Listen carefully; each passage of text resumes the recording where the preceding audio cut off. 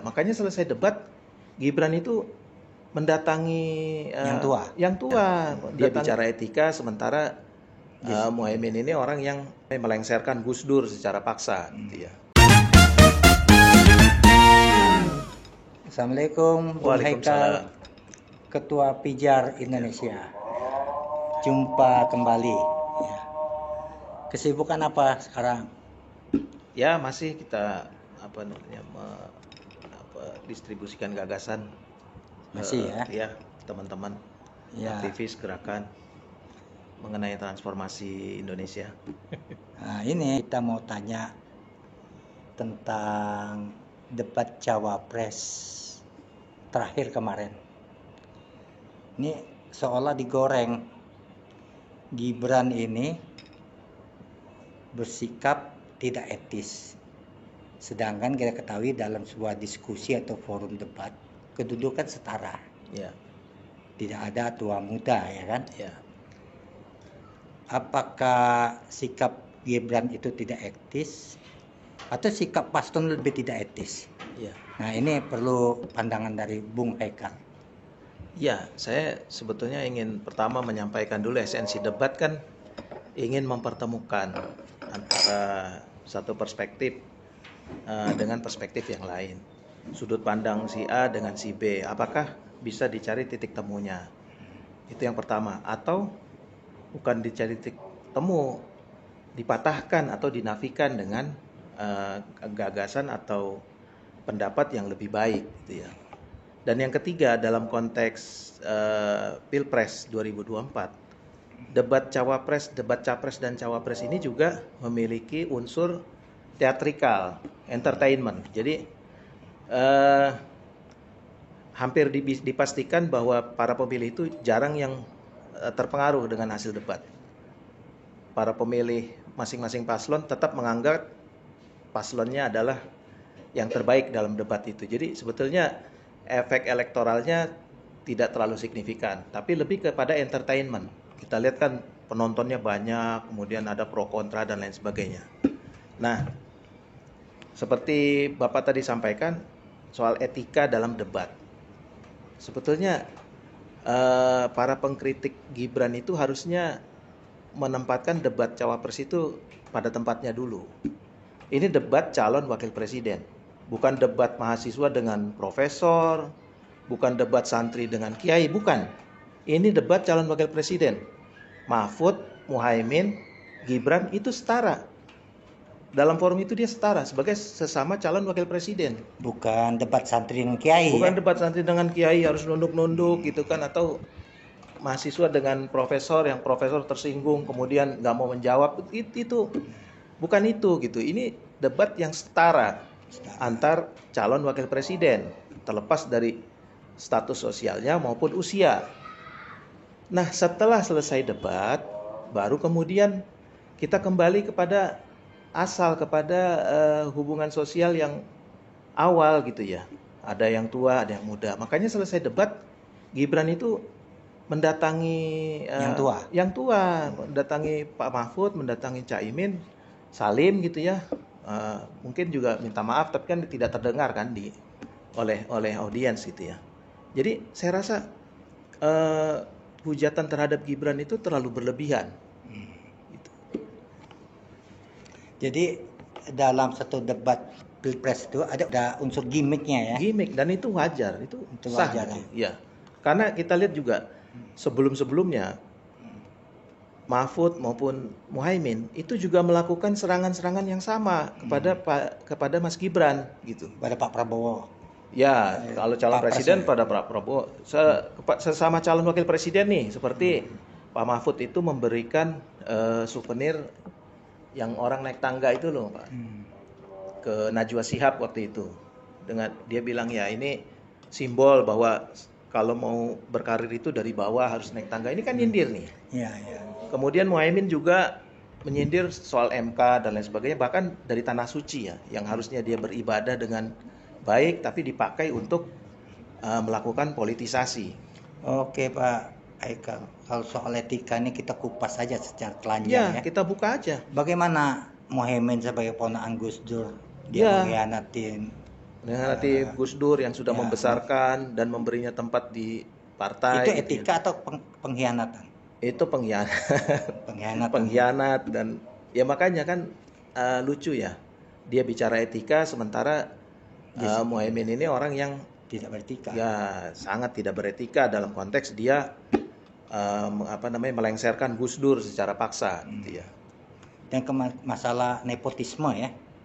Masalah- Kalau dalam suatu pemilu ya, dalam suatu kancah pemilihan seorang pemimpin melalui pemilu itu nepotisme atau tidak? Tidak ada, tidak bisa. Nepotisme, dinasti itu adalah Melalui pemilu itu tidak. jargon-jargon kosong yang tidak bisa berjalan secara sempurna dalam sistem demokrasi. Oke, kalau misalkan saya ketua umum mendapat sharing kabinet, saya angkat keluarga saya, kakak saya menjadi Iya. menteri, itu nepotisme atau tidak? Dilihat dia merit sistemnya, dia mampu atau enggak, dia punya kapasitas atau enggak. Kalau dia punya kapasitas, why not? Kadang-kadang kan kita bekerja dengan orang yang kita kenal untuk memudahkan koordinasi dan pekerjaan ya kan. Justru kita yang penting ukurannya adalah kemampuan gitu ya. Nah, Kemudian lagi unsur teatrikalnya, Iya. gimmicknya ya. Ini semuanya kan ada dalam tubuh koalisi. ya. PKB ada Muhaimin kakaknya, Oh, menteri ya. Mahfud, Ganjar ada Mahfud, Menko Iya. Polhukam. Dan semua itu diserukan bahwa mereka akan mundur-mundur sejak lama. Dalam debat kan mereka menyerang tuh pemerintahan, menyerang dirinya sendiri. Betul. PR-PR, agenda-agenda yang harus diselesaikan mereka. Iya, Bukan presiden kan, betul. menteri-menterinya kan. Nah, kemudian bilang biar saya enak, saya mau mundur, tapi lihat waktunya. Kan sebentar lagi mau habis demisioner. Iya. Apa ini gimmick-gimmick semua nih? Ya, gimmick. Jadi ya kadang-kadang begitu ya. Mereka menampilkan sesuatu di publik yang sebetulnya agak manipulatif ya. Seperti Manipulatif, yang ya. Abang bilang tadi, bahwa saya akan mundur pada waktunya ya kapan gitu. Kalau Mau habis memang ya. Udah Kalau mau- tinggal 3 hari itu namanya manuver. iya gitu. Dan ini kan sebetulnya ya panjang lah kembali ke sistem pemerintahan kita yang tidak batasan mengenai pendukung dan oposisi ini kan sekarang kabur gitu ya. Dan memang ya tadi kita kembali bicara etika. Jadi sebetulnya dalam debat itu wajar lah, apalagi Gibran itu kan menampilkan sosok anak zaman now gitu ya. Dia pakai jaket apa, Naruto atau apalah, saya nggak paham lah. Ya, bukan dunia kita. Ya bukan dunia kita. Dan yang dia sampaikan itu juga, mohon maaf, mungkin bukan dunianya Muhaimin sama Mahfud. Kita pun tidak mengerti. Kita pun nggak ngerti. Coba kita jujur aja lah, greenflation ya kan, terus apa yang singkatan itu ya. Kita justru rakyat bersyukur ada generasi baru yang bisa nyambung dengan kondisi kekinian gitu. Saya pernah podcast milenial antara umur 20-an. Mereka menggunakan istilah-istilah ngetren itu. Iya. Up to trend. Yang sedang ngetren. Saya agak bingung itu. Saya bilang up to trend itu apa? Oh, sedang ngetren. Oh ya, up to trend. Jadi anak-anak muda sekarang memang beda dengan kita. Beda. Bukan cuma istilah, cara berpikir mereka juga beda, Pak. Dan Jadi, bermain smartphone pun hebat mereka ya dan Iya. sebagainya. iya, jadi refleks. Kita jadul ya. Kita jadul, dan isu-isu yang mereka hadapi ini dan yang mereka debatkan sehari-hari itu sangat berbeda. Mereka udah paham sekali dengan climate superpower. Indonesia ini sekarang climate superpower.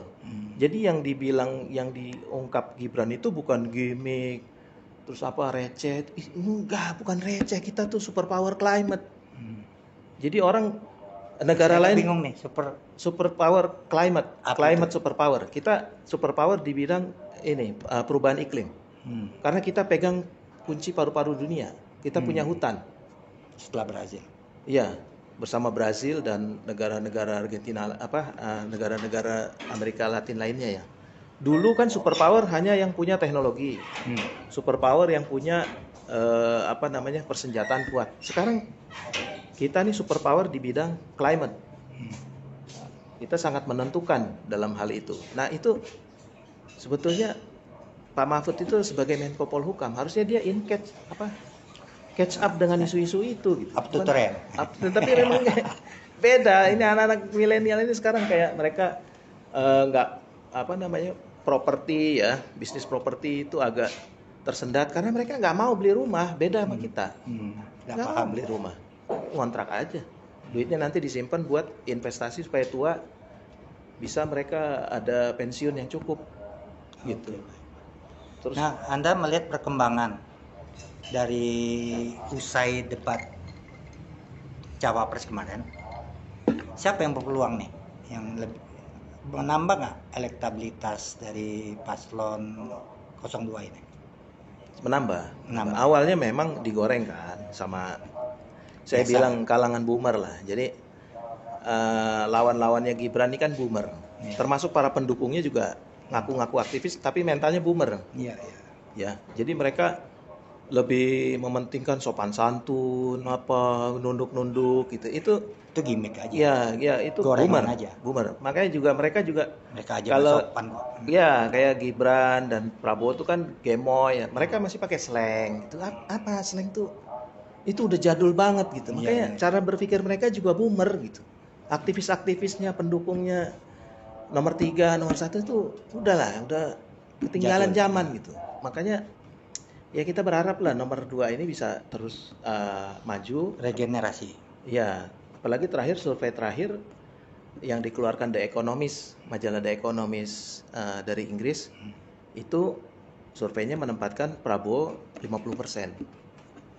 Kalau udah nggak percaya The Economist ya udah susah lah ya kan. Kemarin Kompas nggak dipercaya juga surveinya, padahal Kompas loh. Ipsos. Ya, sekarang luar negeri udah ngeluarin nih. Mereka kan nggak punya kepentingan. Dan sudah 50% ya kita optimis lah, insya Allah. Optimis ya. Perkembangan selanjutnya ini kita melihat dari Pilpres 2024 ini kita dapat ditarik pelajaran banyak ini. Iya. Misalnya terlalu banyak kabinet pelangi dari hasil sharing kabinet. Sharing power ini. Akhirnya seperti ini kalau mereka maju presiden ya kan? Iya. Harusnya mereka partai pemerintahan, the ruling party, yang partai yang dalam pemerintahan menghadap oposan. Sekarang tidak jelas. Yang di pemerintahan mengkritik pemerintahan. Iya. Ya kan? Yang oposan bercampur dengan pemerintahan. Nah, ini bagaimana Anda memberi pesan nih untuk misalnya Prabowo menang besok? Ya, Prabowo sih sudah menyampaikan berkali-kali kalau dia akan merangkul semua. Bahkan kalau ceritanya Haikal Hasan segala macam, dia itu Anies kenapa sih? Padahal kalau nanti saya menang saya rangkul loh. Tapi kok dia begitu? Gitu. Padahal kata Pak Prabowo ya, udah berkorban Prabowo menyumbang ya. Nah, Anies nih, etika Anies nih ya. Anies ini kan yang didukung oleh Prabowo di Pilkada DKI ya. Iya, tahun 2017 ya. Kemudian Prabowo banyak berkorban tuh sampai gadikan tanah ya. Terus semua anggota DPRD sama DPR RI-nya nyumbang ya. Patungan ya. Semua basis masanya digerakkan ya kan. Iya. Nah, mengapa Anies seperti itu? Menyerang dia seperti seolah-olah tidak punya kaitan apa-apa. Iya, seperti menolong anjing kejepit nih setelah dilepas digigit nih. Nah, gimana menurut Anda nih etikanya nih? Hah? Sekalian aja bongkar nih mau penutupan nih. Mengkhianat gitu. Nanti orang takut semua nih dengan Anies nih. Dan kelakuan dia ya. Iya dia timnya sudah juga memimpin Jakarta ada suksesnya ya kan, yang kesaksian dari ketua fraksi PDI bahwa dia tanah DP 0 rupiah tersangkut dengan kasus korupsi. Bikin jalan sepeda nggak ada gunanya ya kan. Iya. Nah, ini bagaimana nih? Iya, makanya kan dia juga menampilkan itu tadi ya, selain pengkhianatan juga dalam debat juga etikanya nggak ada. Dia kan seorang rektor ya, mantan rektor. dia kalau ngasih penilaian harus jelas dong. Jangan Ganjar ngasih nilai 5, saya 11, tapi dari 100 itu. Nah, kalau mau dibilang recehan itu tuh, receh. Nggak ada isinya dan omong kosong gitu. Dan Nggak itu menampilkan kepada orang seorang yang intelektual. yang baik dengan dia. Iya, kalau Gibran tuh ngomong greenflation, kemudian ferronickel. Nah, lawan yang nggak bisa jawab, ngangkat-ngangkat mengenai etika. Wah, ini repot nih. Lawannya kelihatan nggak siap jadi negarawan. Oke. Nanti kalau dia jadi wakil presiden didebat oleh pejabat dari negara lain, dia nggak bisa jawab, dia kata-katain etika. Wah, repot. Jadi ya itu tadilah kita kalau tadi Pak Prabowo janji akan merangkul semua. Tapi gini, Mas, Pak, itu kelebihan, itu kekurangan. Tapi saya lihat juga kelebihan demokrasi Indonesia. Unik demokrasi kita. Jadi yang kalah itu dirangkul. Dan ini nggak terjadi di negara lain, atau terjadi tapi nggak sehebat kita lah. Lelah ya, konflik Ya, terus. makanya sebetulnya kan sepanjang pilpres di Indonesia ini tidak pernah ada yang benar-benar menang atau benar-benar kalah, tuh nggak ada. Yang kalah dan menang semuanya menang. Tapi kalau gerakan pemakzulan itu jalan sampai Jokowi dimakzulkan, nanti yang menang repot tuh. Pasti akan menghadapi perlawanan yang luar biasa. Nggak akan benar-benar menang. Jadi, tapi itu nanti tema lain lah soal pemakzulan lah, ya kan? Ya, apa yang mau dimakzulkan? Apa Iya, sih? itu kan jadi merusak demokrasi kita yang sangat harmonis dan justru dipuji oleh negara-negara Barat. Oke. Cukup, Pak. Cukup ya? Ya, makasih ya. Ya, infonya. sama-sama. Mau kemana lagi nih? Saya mau ada acara lagi. Sibuk ya. Makasih ya Pak ya. Makasih Pak.